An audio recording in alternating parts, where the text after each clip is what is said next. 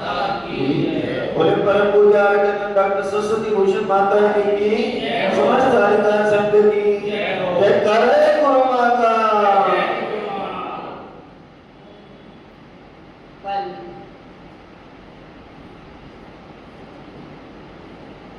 पुण्य पाप शतक में एक छंद आया था कि हम वस्तु तत्व को हमें कैसे समझना है। एक तो होता है पदार्थ और दूसरा होता है उसको बताने का तरीका।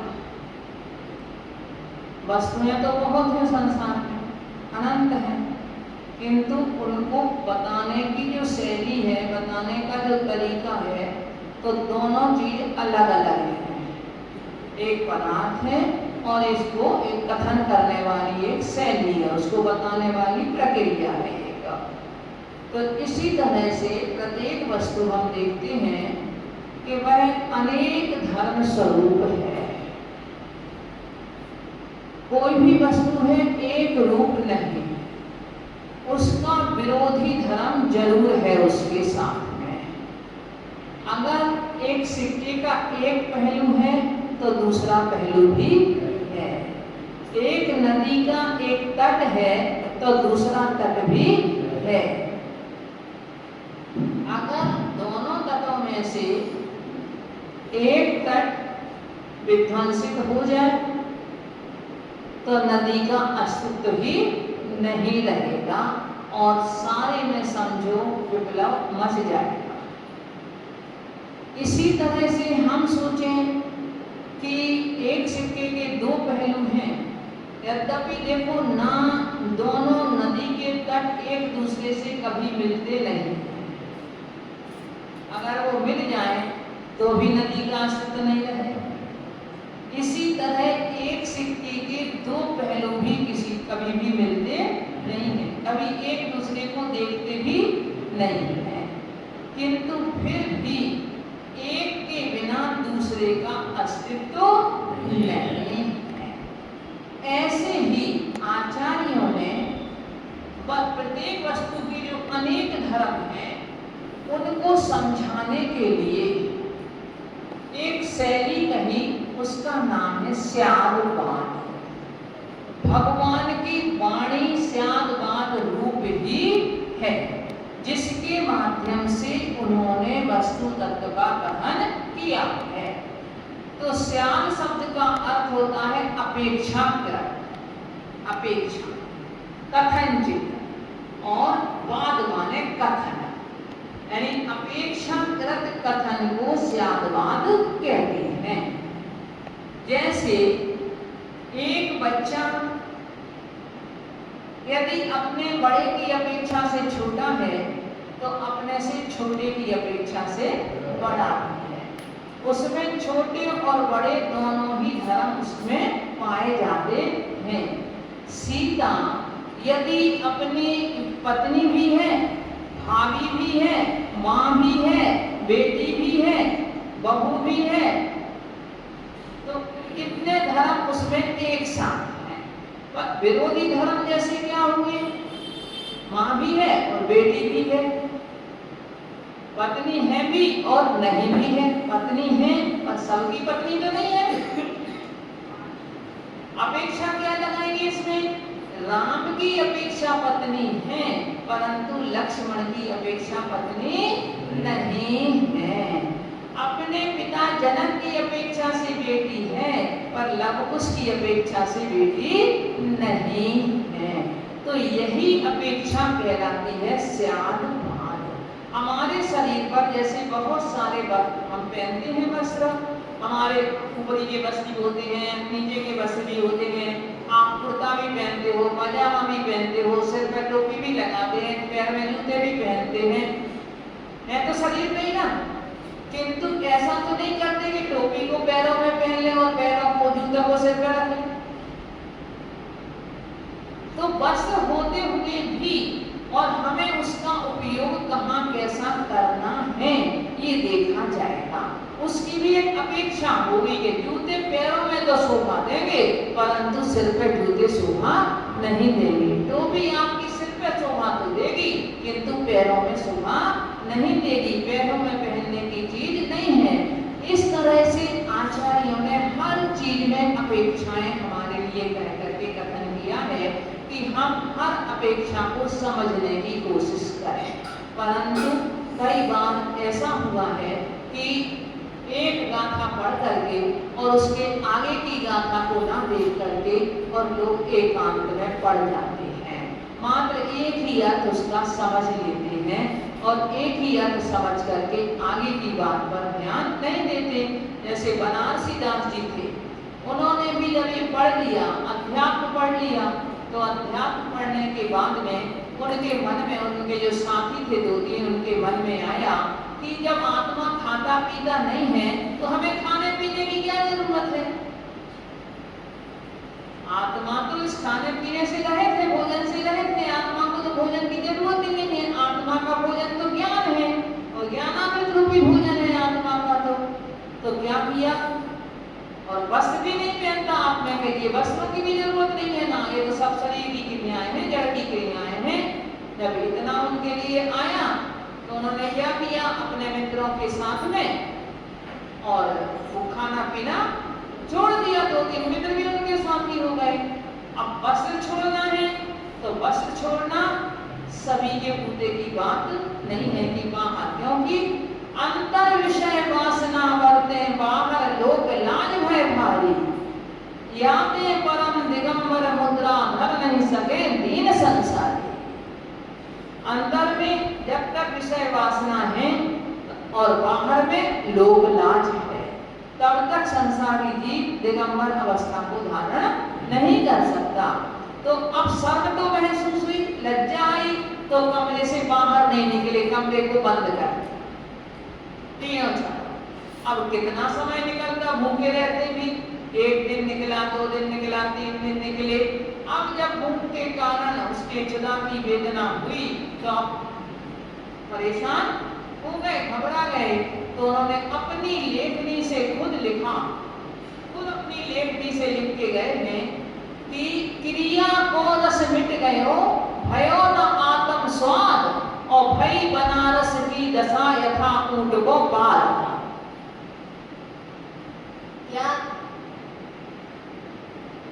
जो क्रियाएं करते थे हम, उनका स्वाद तो खत्म हो गया, उनका आनंद जो आता था पूजा करने में, स्वाध्याय आदि करने में जो आनंद आता था वो आनंद खत्म हो गया और आत्मा का स्वाद आया नहीं, आत्मा का अनुभव हुआ नहीं, आत्मा स्वानुभूति हुई नहीं। तो हमारी स्थिति बोले ऐसे हो गई जैसे ऊंट का एक पैर गले में के पास से एक अलग ही लटकता है, वो इतना छोटा होता है, लटकता है, वो किसी काम का नहीं होता है, ना वो नीचे और ना वो ऊपर। तो बोले बनारस की दशा ऐसी हो गई कि ना जैसे ऊंट का पैर लटकता रहता है, किसी तरह से मैं भी बीच में लटक करके रह गया। तो आचार्य कुंद स्वामी जैसों ने भी क्या किया है, उन्होंने समय सार में यदि मान लो 4 गाथाएं व्यवहार नय की दी हैं तो एक गाथा उन्होंने उसके बाद में निश्चय नय की दी है, ताकि लोग बहक ना जाएं, क्योंकि स्यादवाद शैली है। अब वो स्यादवाद शैली में कौन है जिसके माध्यम से हम समझ सकते हैं वस्तु को, तो उसके लिए समझने को प्रमाण और नय होता है। प्रमाण के माध्यम से संपूर्ण वस्तु को एक साथ जाना जाता है। जैसे मंदिर, अब मंदिर कहने में जितनी वस्तुएं हैं, मंदिर की सारी चीजें आ गई है ना, किंतु मंदिर में प्रतिमा जी, आदिनाथ भगवान, पार्श्वनाथ भगवान, तो क्या हुआ, फिर मंदिर में अकेला हमारा ध्यान कहाँ जाएगा, आदिनाथ भगवान के ऊपर जाएगा या पार्श्वनाथ भगवान के ऊपर जाएगा, जिनका हम नाम लेंगे उनके ऊपर ही जाएगा। तीर्थ क्षेत्र कहें तो जितने तीर्थ क्षेत्र सब आ जाएंगे उसमें, ये किसका विषय हो जाएगा, प्रमाण का विषय, कि संपूर्ण हमारे लिए एक साथ ज्ञान होना संपूर्ण वस्तु का, और फिर उसको अलग अलग करना। तीर्थ क्षेत्र के बाद में संवेशकर जी, आहार जी, कोई भी है, कुंडलपुर जी, पावापुरी जी, राजगृही जी, अनेकों आ जाएंगे। फिर तो उसमें गिरनार जी, अभी 15 आदि अनेकों आ जाएंगे फिर उसमें। तो ये जो विषय हो जाएगा जो खंड खंड करके बताए हमारे लिए, वस्तु का विश्लेषण करके बताए, एक एक करके बताए, वो कहलाता है नय। और वो नय विशेष रूप से दो माने जाते हैं, व्यवहार नय और निश्चय नय। तो विशेष रूप से, वैसे तो नयों के बहुत सारे भेद हैं। तत्वार्थ सूत्र के प्रथम अध्याय की अंतिम लाइन में 7 नयों के भेद हैं। आलाप पद्धति एक छोटा सा ग्रंथ है, उसमें 36 नयों के भेद दिए हैं। प्रवचन सार में 47 शक्तियां कह के 47 प्रकार से वस्तु तत्व को समझाया है। और अंत में आचार्यों ने ये तथ्य दिया, जितने वचन हैं उतने नए, असंख्यात हैं वचन। ये संख्यात तो पर नए भी असंख्यात, क्योंकि जितने लोग होंगे हर बात को अपनी अपनी दृष्टि से कहेंगे, तो उनकी भी अपनी एक अपेक्षा होगी उस वस्तु के प्रति, इसलिए नयों को भी असंख्यात कहते हैं। अब व्यवहार नय और निश्चय नय में अंतर क्या है? तो व्यवहार नय तो हमें मार्ग बताता है, हमारी क्रिया बताता है, और निश्चय नय हमारा लक्ष्य बताता है। हमें कहता है कि आपको कुछ करने की जरूरत ही नहीं है, आप तो सिर्फ अपना, क्योंकि हमारा कुछ भी नहीं है, हम करने वाले हैं कौन? एक ने मार्ग बता दिया और एक ने मंजिल बता दी। अब मंजिल भी नहीं पता हो तो भी हम चलते जाएंगे, तो कहाँ चलते जाएंगे, कहाँ जा रहे हो पता नहीं। और यदि मंजिल को तो जान लिया परंतु हमने मार्ग को नहीं जाना, तो उस मंजिल तक पहुंचे कैसे? तो हमें दोनों नयों के माध्यम से जानना जरूरी है। जैसे उस सिक्के के दोनों पहलुओं को देखना हमें जरूरी है, उसी तरह से हमारे लिए दोनों नयों के माध्यम से वस्तु को समझना जरूरी है।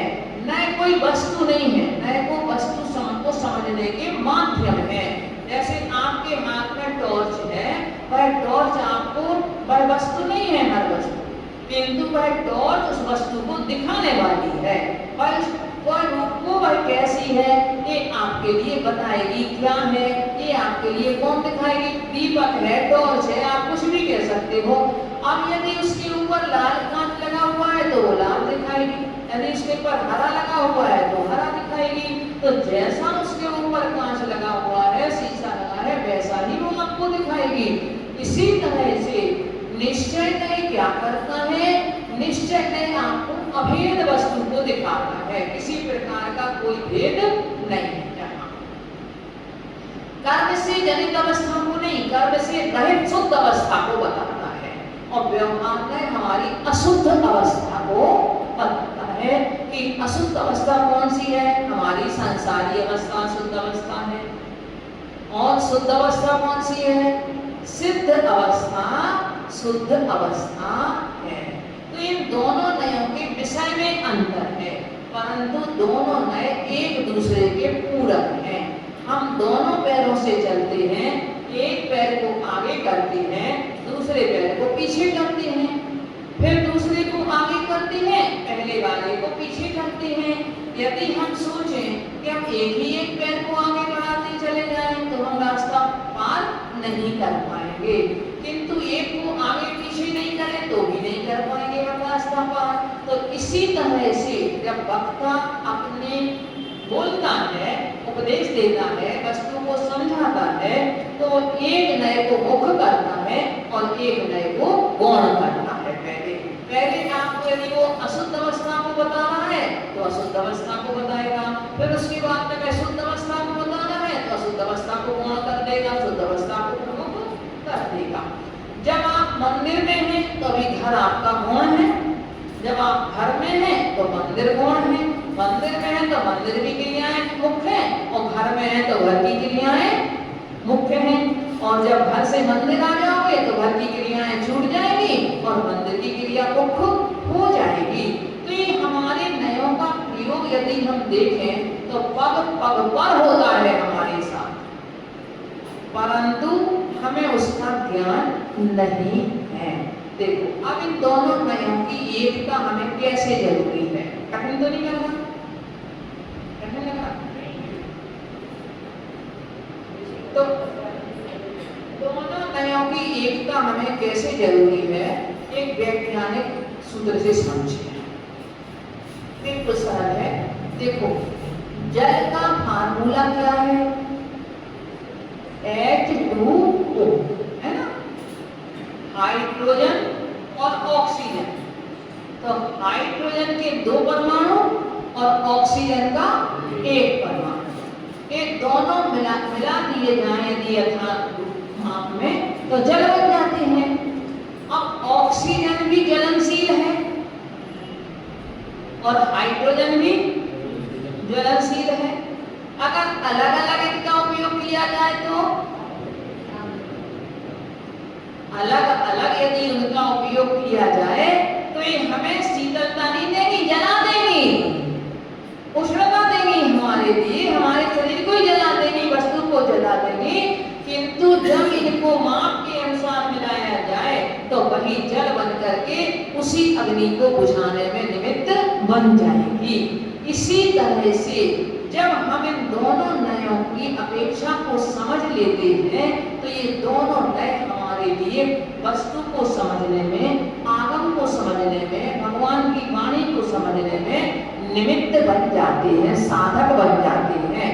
और यदि हम इन दोनों को ना समझें, कहाँ किसका कैसे क्या प्रयोग करना है उसको हम ना समझें तो वही हमें बाधक बन जाते हैं।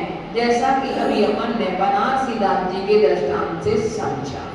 अब चलो अपन एक बात और समझें। आचार्य कुंद स्वामी हुए और आज जिनके लिए हम कलिकाल सर्वज्ञ के समान मानते हैं आचार्य कुंद स्वामी को, ऐसे आचार्य कुंद स्वामी ने ग्रंथ तो बहुत लिखे, परंतु अभी रेफरेंस में 2 ग्रंथों का वर्णन अपन लेंगे।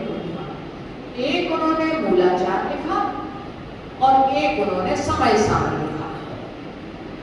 2 ग्रंथों को हम मेन करके लेंगे। तो उन्होंने मूलाचार में साधुओं का वर्णन किया और साधुओं का वर्णन करते हुए वह कहते हैं कुंद स्वामी कि तुम्हारे लिए अपने मूल गुणों का पालन करना जरूरी है। सुबह शाम तुम्हें प्रतिक्रमण करना परम आवश्यक है।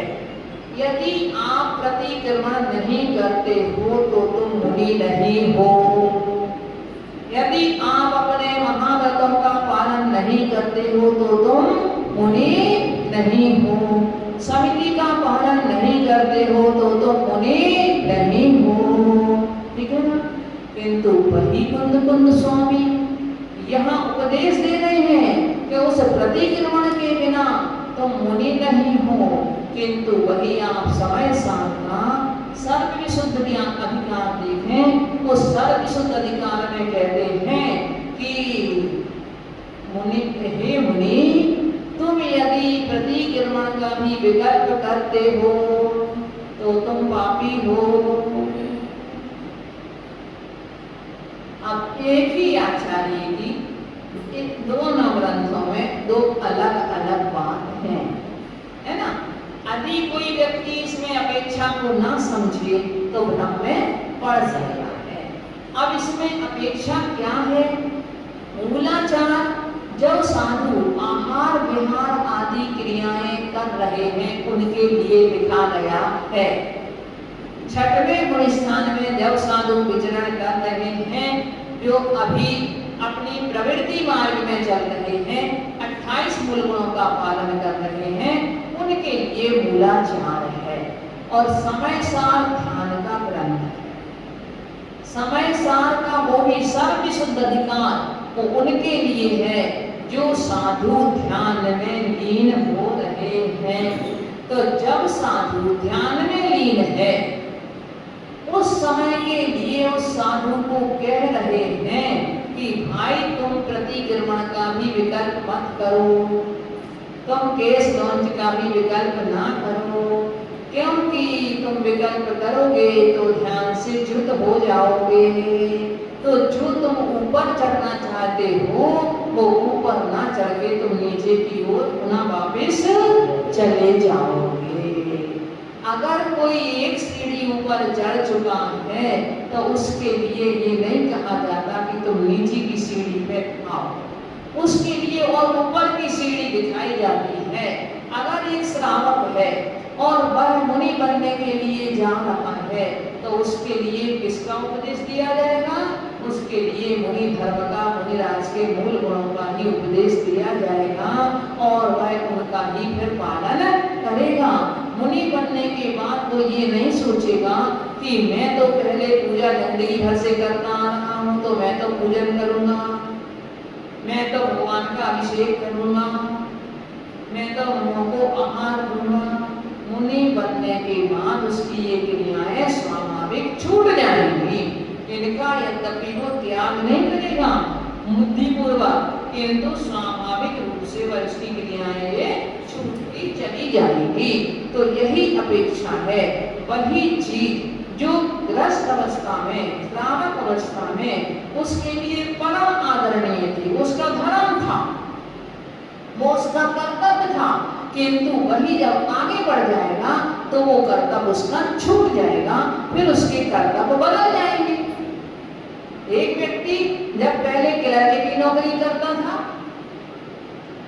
उसके कर्तव्य अलग थे, जब वो अधिकारी बन जाता है तब उसके कर्तव्य अलग थे। एक व्यक्ति जब कहीं फुटपाथ पर रेहड़ी लगाता था उस समय उसका रहन सहन अलग था, और जब वो लेकर के अपना शोरूम खोल लेता है तो उसका स्टैंडर्ड अलग बदल जाता है। जब आप बचपन में थे तो आपको कोई भी अपनी गोद में उठा लेता था,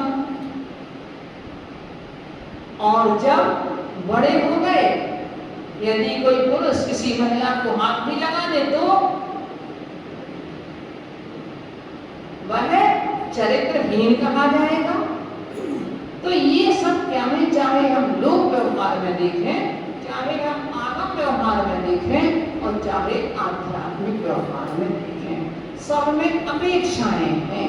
जहाँ जहाँ कहाँ कौन सी बात हमें कहने योग्य है, कहाँ कौन सा कार्य हमें करने योग्य है और कहाँ नहीं करने योग्य है, यह हमारे जीवन में जो हमें सिखाया जाता है, ये सब कहा जाए तो ये सब स्यादवाद है। परंतु जैनागम के शब्दों से लोग परिचित नहीं है। कुछ शब्द ऐसे अलग अलग हमारे हैं जो अन्य दर्शनों में मिलते ही नहीं हैं। अब अन्य दर्शनों में जब नहीं मिलते हैं जो शब्द, तो इसलिए और हमको हमारे लोक व्यवहार में भी प्रचलित वो शब्द नहीं है, किंतु क्रियाएं हमारी उस प्रकार की होती हैं। तो इस तरह से हमने उस बात को यदि वास्तव में हमें समझना है तो हम इन नयों के लिए समझ लें कि ये दोनों नए हमें क्या सिखाते हैं। यह तो उस बहती हुई नदी को, जो आगम रूपी नदी, निर्वाणी रूपी गंगा जो बह रही है, उसको संभालने के लिए, उसको व्यवस्थित प्रवाहित करने के लिए दोनों तट के समान है। अगर इन दोनों तटों में से एक तट भी टूट जाएगा तो वह नदी अपने स्वरूप को खो देगी। इसी तरह से यदि हम व्यवहार या निश्चय इन दोनों नयों में से एक को भी यदि किसी को छोड़ देंगे और एक को लेकर के चलेंगे तो क्या होगा कि हम वस्तु तत्व को सही रूप से नहीं समझ पाएंगे। कई बार हम लोग यूज करते हैं, देखो शब्द, अरे भाई उनका कहने का तात्पर्य क्या था, उनका अभिप्राय क्या था, इस अभिप्राय को तो समझ लो आप। और वो अभिप्राय क्या है, वही आपकी अपेक्षा है। ऐसे ये स्यादवाद तो ऐसा है कि ये सारे के सारे हमारे झगड़े मिटा सकता है, क्योंकि हम प्रायः करके क्या करते हैं, हम दूसरे की अपेक्षा को नहीं समझते, दूसरे की बात को हमारे मन में जैसा उसका उत्तर आता है, जैसा हम समझते हैं उसी अनुसार से समझ लेते हैं, और उसको सही ना समझ पाने के कारण हमारे परिवार में, हमारी समाज में अनेकों प्रकार के विवाद हो जाते हैं, क्योंकि वाणी भी 3 प्रकार की होती है, मनवाणी, जनवाणी और जिनवाणी। तो कोई लोग मनवाणी से मतलब माइट इज राइट, मैं जो कह रहा हूं वो सही, ऐसी नीति वाले लोग भी होते हैं कि मैं जो कह रहा हूं वही सत्य है।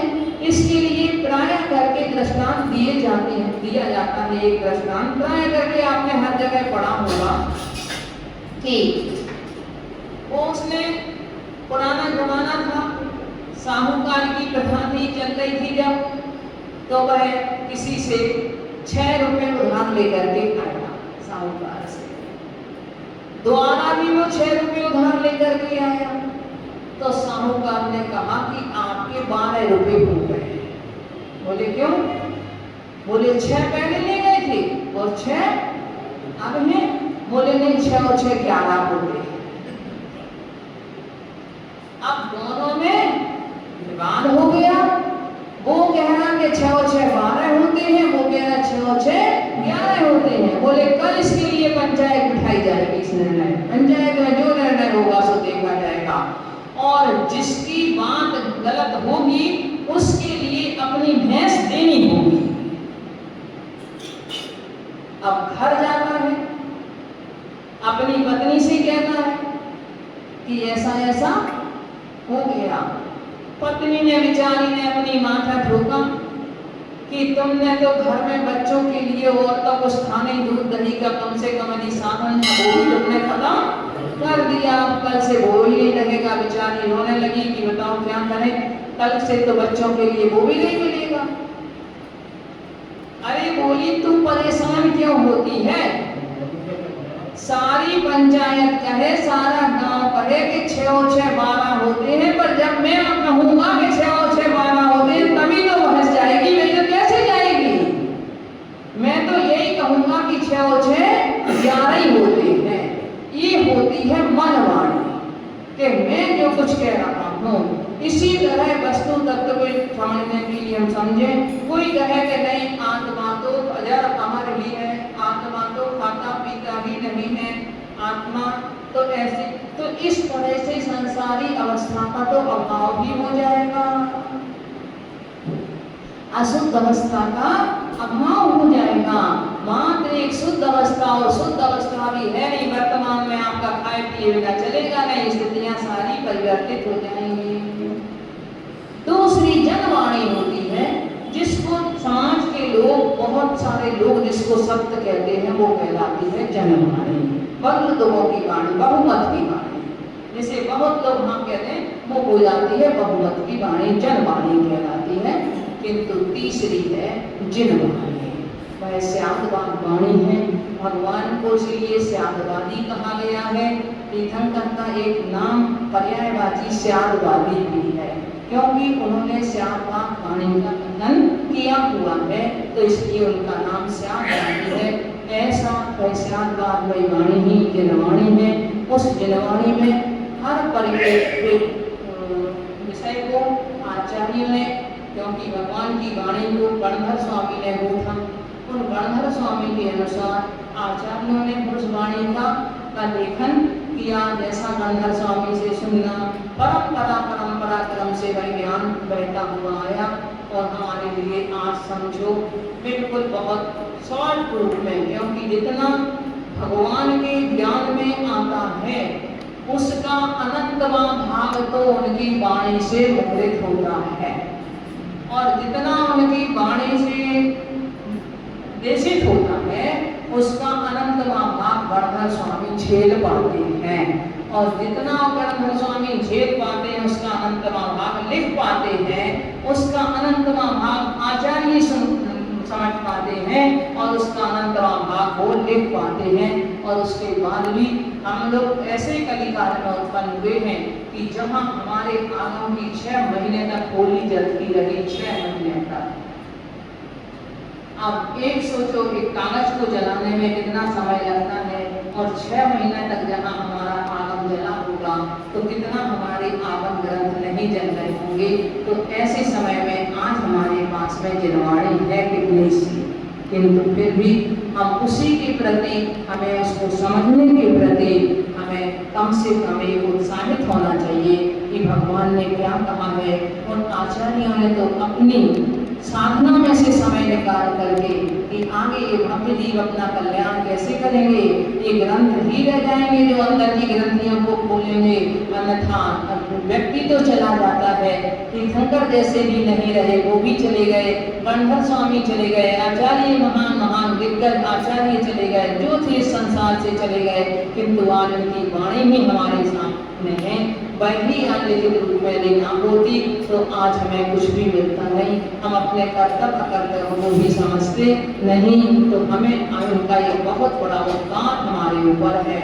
और उपकार का मतलब इतना ही नहीं है कि हम अकेला अलमारी में बंद करके रख लें, उसके लिए उनका उपकार ये है कि हम अपने जीवन में उससे अपना मार्ग प्रशस्त करें, उसका अध्ययन करें और उसका अध्ययन करके उस त्यागवाद शैली को समझने की कोशिश करें। हर वस्तु तत्व को हम समझें तो अपने घर के भी हमारे विवाद उसमें हल होंगे, क्योंकि जब आप एक दूसरे की अपेक्षा समझ जाओगे तो आपके मन में विवाद की स्थितियाँ उत्पन्न नहीं होंगी। तो पारिवारिक झगड़े हों, सामाजिक झगड़े हों, तो वह हमारे सारे के सारे झगड़े विवाद की समाप्त हो सकते हैं। स्यादवाद का अर्थ कहते वे विवाद, स्यादवाद वे विवाद, इसमें कोई विवाद नहीं है। तो हम उसको समझ करके, और सबसे पहले तो हमें अपने स्वयं को समझना है उसके माध्यम से, उसके बाद में सारे जगत को समझ करके जो हमें देह है उसको छोड़ना है और जो उपादेय है उसको हमें ग्रहण करना है। ओम नमः शिवाय।